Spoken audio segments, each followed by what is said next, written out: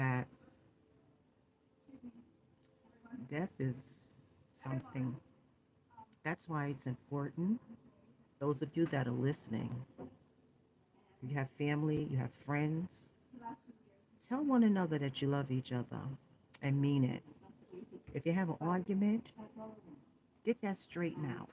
Don't let it leak into the next day. Address it, solve it, and move on. Don't let that because to go more than a day. Because see what happens is that tomorrow is not promised to none of us. It's not. People get up, they leave out to go to their destination. Something can happen and they don't come back home. We don't want that, but it is happening. So say I'm sorry, discuss what's going on that's causing that friction, and get it solved. Once that person leaves, there's no way that you can ever straighten out the argument. And then when you really think about it, the things that you was upset about and you got, that there caused the friction between you, it wasn't that important. It wasn't that important. It wasn't that important whereas you stopped speaking to one another. I'll tell you a little story. When I was in my first year of college, I had a group of friends and we hung out every weekend.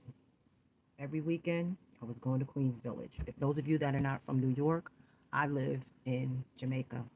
Queens Village is an area of Jamaica. And every weekend, we would hang out. Oh, we have a good time. And one Christmas, there was a big argument. I mean, it was bad. Whereas one of the cousins was arguing with, it was a male and female cousin, and they were arguing. Man, and you go to.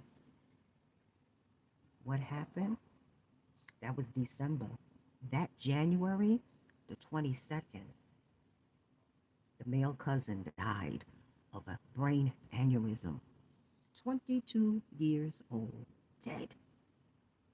The tears, the crying was, yes, that the cousin was dead, but the tears and the crying was that there was an unresolved argument.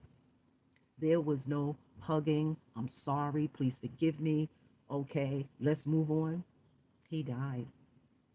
His cousin was never able to speak to him to resolve that issue. From that, we decided that we would tell one another that we loved each other every time we spoke. And if there was any little friction between us, we would resolve it. You know how long ago that vow was made? In 1974. You do the math. To this day, still, whenever we're on the phone, I love you. Before we hang up the phone, I love you. Any friction or anything, no, we don't let it go to the next day. We resolve it. You know why we resolve it? Because we had someone die. His name was Alan. He was amazing. He had just got married and his wife was pregnant and he died. He never saw his daughter. Never. He'd live to see her born. So that's why it's important to get things straightened out. Those of you that are on here, you're on here for a reason, and only God knows why. And I do appreciate you on being on here. Get things straight. Don't allow friction to keep you away from one another. Don't do that. Don't do that. Be the bigger person. Humble yourself and say, I'm sorry. Even if you don't think you're sorry.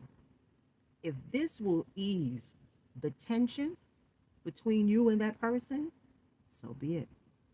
Because once these eyes go like this, you can't wake that person up and say, hey, remember that argument? Remember what happened? You're talking to someone that can't talk back to you. You don't want that. You don't want that.